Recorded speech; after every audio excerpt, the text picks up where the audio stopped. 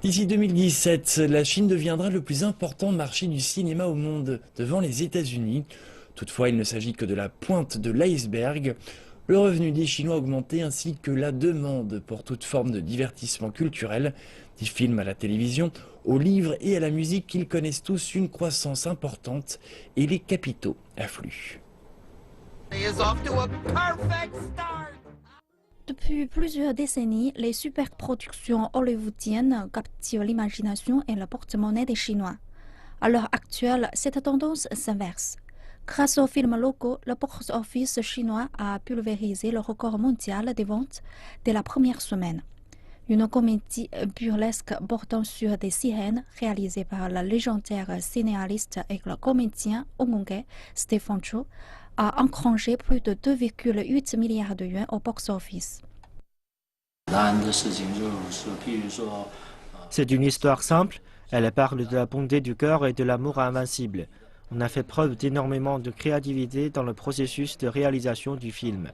Le film raconte nos expériences de la vie de tous les jours en incluant des éléments tels que l'air et l'eau. Auparavant en Chine, aller au cinéma était un luxe. Maintenant, c'est devenu le saint graal de l'industrie du cinéma mondial. D'Hollywood à Bollywood, les investisseurs et réalisateurs sont prêts à s'immerger dans le marché chinois. La culture et l'industrie du divertissement en Chine sont en pleine évolution. La génération jeune et techno de la Chine se tourne de plus en plus vers l'Internet pour se divertir. De l'émission Débat la plus regardée en Chine, qui touche l'égalité des sexes, au très populaire talk show qui propose des sujets d'actualité. Peu importe la plateforme qui peut offrir le meilleur contenu, les consommateurs vont se ruer vers ces plateformes.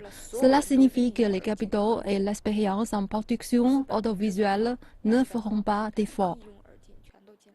Selon les analystes, étant donné le vaste potentiel de la culture et du marché du divertissement chinois, que vous soyez des titans d'Hollywood, fournisseurs de contenu chinois, ou des réalisateurs indépendants et inconnus en Europe, il y a littéralement de la place pour tout le monde.